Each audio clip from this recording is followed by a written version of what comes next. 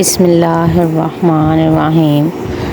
السلام علیکم ناظرین کرام۔ حضرت عمر فاروق اور نصرانی پہلوان۔ ناظرین کرام، حضرت فاروق اعظم رضی اللہ عنہ جب تخت خلافت پر صدر نشین ہوئے تو آپ کی خلافت کا چرچا اور آپ کی شان و شوکت کی دھوم مشرق سے مغرب تک پہنچی۔ جس وقت بادشاہ ہرقل نے آپ کا ذکر سنا تو بڑا بے چین ہوا اور ایک نصرانی پہلوان کو انعام کا لالچ دے کر حضرت عمر کو شہید کر دینے کے لیے آمادہ کیا اور اس سے کہا کہ تو مدینے جا کر اگر عمر کو قتل کر آئے گا تو تجھے بہت سا مال و دولت دیا جائے گا۔ یہ حکم سن کر وہ نصرانی پہلوان مدینہ کی طرف روانہ ہوا۔ جب مدینہ کے قریب پہنچا تو اسے پتہ چلا کہ مسلمانوں کا امیر عمر فاروق بیوہ اور یتیم بچوں کی زمین اور باغات وغیرہ کے ملاحظہ کے لیے باغ میں تشریف لے گیا ہے۔ یہ نصرانی پہلوان اس باغ میں پہنچا اور حضرت عمر کو دیکھ کر ایک گنجائش سے درخت پر چڑھ گیا۔ کچھ دیر کے بعد اتفاق سے حضرت عمر بھی اس درخت کے نیچے تشریف لائے اور زمین پر بیٹھ کر ہاتھ کا تکیہ بنا کر لیٹے اور بغیر بچھونے بغیر تکیہ سو گئے۔ آپ کو سوتا پا کر وہ نصرانی پہلوان درخت سے نیچے اترا اور بہت جلدی آپ کے قتل کا ارادہ کیا۔ جس وقت تلوار اٹھائی فوراً ایک شیر آپ کے پیروں کی طرف سے آیا، جس کی شکل دیکھ کر وہ نصرانی پہلوان بے ہوش ہو کر زمین پر گرا اور وہ شیر چاروں طرف آپ کا پہرا دینے اور آپ کے تلوے چاٹنے لگا۔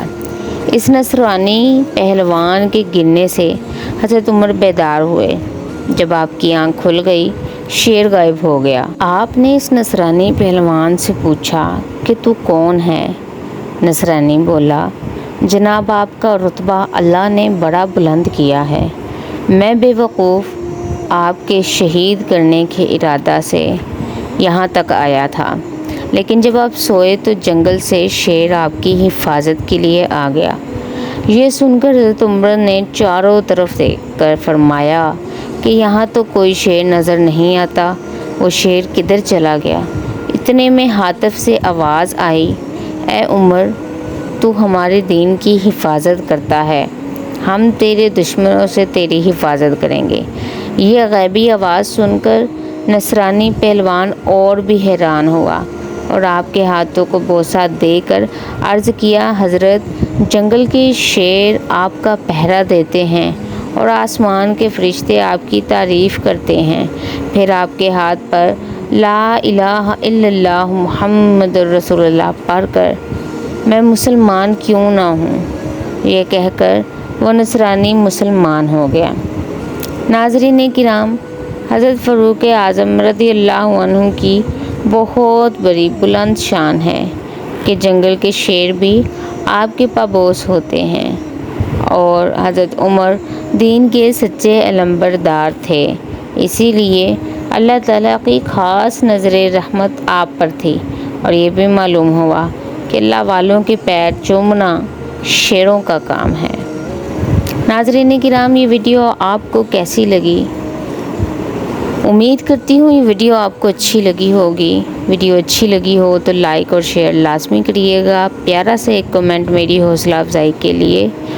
اور اگر یہ ویڈیو آپ ٹک ٹاک پر دیکھ رہے ہیں تو ٹک ٹاک کے اکاؤنٹ کو فالو کریے گا، اور اگر یہ ویڈیو آپ یوٹیوب چینل پر دیکھ رہے ہیں تو سبسکرائب کرنا نہ بھولیے گا۔ ملتے ہیں نیکسٹ ویڈیو میں، تب تک کے لیے اللہ حافظ۔